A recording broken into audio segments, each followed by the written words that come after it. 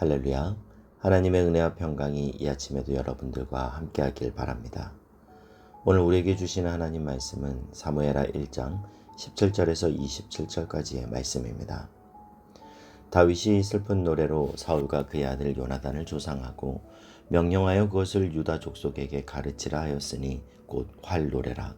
야살의 책에 기록되었을 때 이스라엘아 내 영광이 산 위에서 죽임을 당하였도다.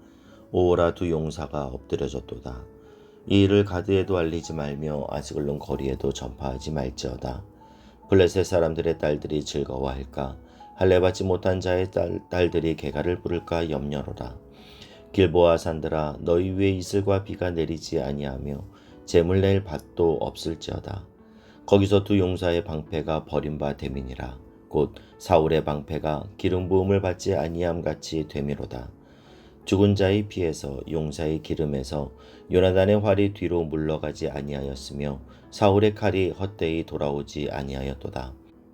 사울과 요나단이 생전에 사랑스럽고 아름다운 자이러니 죽을 때에도 서로 떠나지 아니하였도다. 그들은 독수리보다 빠르고 사자보다 강하였도다. 이스라엘 딸들아 사울을 슬퍼하여 울지어다. 그가 붉은 옷으로 너희에게 화려하게 입혔고 금 놀이개를 너희 옷에 채웠도다. 오호라 두 용사가 전쟁의 중에 엎드러졌도다. 요나단이 내 산 위에서 죽임을 당하였도다. 내 영 요나단이여 내가 그대를 애통함은 그대는 내게 심히 아름다움이라. 그대는 나를 사랑함이 기이하여 여인의 사랑보다 더하였도다. 오호라 두 용사가 엎드려졌으며 싸우는 무기가 망하였도다 하였더라. 아멘. 사무엘상은 사울과 다윗의 관계가 주된 내용이었다면 사무엘하는 다윗 얘기를 중심적으로 다루고 있습니다. 지난주 사무엘상 31장에서 살펴보았듯이 블레셋과의 전투에서 사울과 그의 세 아들 요나단과 아비나답과 말기수아가 죽게 됩니다. 그때 다윗은 아말렉을 물리치고 시글락에 머물고 있었죠. 사울이 죽었던 길보아산에서 이 시글락까지는 140km 정도 떨어진 먼 곳이었습니다. 그래서 다윗은 사울과 사울의 아들들의 비보를 접하지 못하고 있었어요. 그러던 어느 날 다윗은 사울과 요나단이 죽었다는 비보를 접하게 됩니다. 아말렉 출신의 한 병사가 찾아와서는 사울 왕이 말하길 자신이 적들의 손에 비참하게 죽을까 염려하여 나에게 죽여달라고 부탁을 해서 자신이 그를 죽였다라고 말하죠. 거짓말입니다. 이 아말렉 출신 병사는 지금껏 다윗이 사울 왕에게 쫓겨다니는 그런 고난과 역경 속에 있었기 때문에 사울 왕이 죽었다는 소식을 그에게 가져다 주면 이것이 다윗에게는 복된 소식이 될 것이고 또한 자신이 사울을 죽였다라고 하면 자신에게 큰 상을 줄 것으로 그렇게 생각했던 겁니다. 다른 사람의 불행을 자신의 출세의 기반으로 삼으려는 이기적이고 자기중심적인 모습이죠. 그러나 다윗은 네가 어찌하여 손을 들어 여호와의 기름 부음 받은 자를 죽이기를 두려워하지 아니하였느냐 하면서 소식을 전했던 그를 죽입니다. 그리고 다윗은 오늘 본문에 보면 비록 자기를 그렇게 죽이려고 했던 원수 같은 사울이었지만 오히려 그 사울 왕과 또한 자신의 친구였던 사울의 아들 요나단의 죽음을 애도하는 조가를 만들어서 부릅니다. 다윗이 요나단의 죽음을 슬퍼하며 애도한 것은 너무나 당연한 일이지만 오랜 세월 자기를 죽이려고 쫓아다녔던 그 사울의 죽음을 슬퍼하며 애도한다라는 건 언뜻 이해되지 않는 모습이에요. 다윗은 원수 같은 사람의 넘어짐과 죽음을 자신의 기쁨으로 삼지 않았습니다.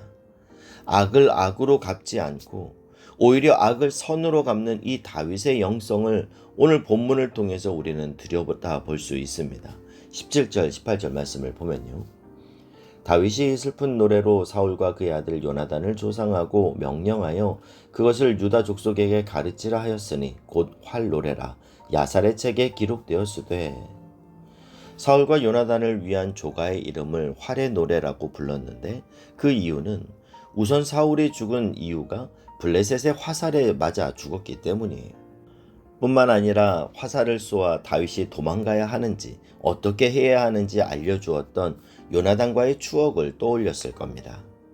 무엇보다도 22절에 언급되어 있는 대로 죽은 자의 피에서 용사의 기름에서 요나단의 활이 뒤로 물러가지 아니하였으며 라고 하면서 용맹스러웠던 요나단의 죽음을 애도하면서 활의 노래라고 불렀을 겁니다.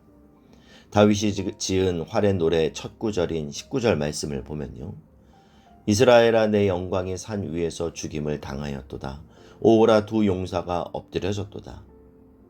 사울과 요나단을 가리켜서 이스라엘의 영광이라는 거예요. 그들이 죽은 사건은 이스라엘의 영광이 떠난 사건이라는 거죠. 그리고 20절에도 보면요. 이 일을 가드에도 알리지 말며 아스글론 거리에도 전파하지 말지어다. 블레셋 사람들의 딸들이 즐거워할까? 할례받지 못한 자의 딸들이 개가를 부를까 염려로다. 그들이 죽은 사건이 적국인 블레셋에게 들리면 그들이 즐거워할 것을 염려하며 그들의 죽음을 이웃 나라에 알리지 말라는 겁니다. 이처럼 다윗은 타인의 슬픔을 자신의 기쁨으로 삼지 않았습니다. 다윗의 이러한 모습은 우리로 로마서의 말씀을 떠오르게 합니다. 로마서 12장 14절 15절에 보면 이렇게 말씀하는데요. 너희를 박해하는 자를 축복하라. 축복하고 저주하지 말라. 즐거워하는 자들과 함께 즐거워하고 우는 자들과 함께 울라. 여러분, 우는 자와 함께 우는 게 쉬울까요? 즐거워하는 자와 함께 즐거워하는 게 쉬울까요? 우는 자와 함께 우는 건 좀 쉽습니다. 사람 마음에 상대방이 울면 불쌍한 마음이 들죠. 드라마를 보다가도 배우가 우는 연기를 하면 우리도 슬퍼져요. 우는 자와 우는 마음은 대개 우리에게 있습니다. 그런데 즐거워하는 자와 함께 즐거워하는 건 잘 안 되는 것 같아요. 우리 속담에 이웃이 밭을 사면 배가 아프다라는 말이 있듯이 겉으로는 괜찮다고 하지만 안 괜찮아요.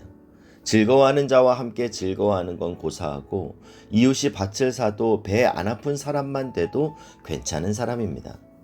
그런데 성경은 이웃이 밭을 사면 배 안 아픈 정도가 아니라 함께 즐거워하라 이렇게 말씀해요.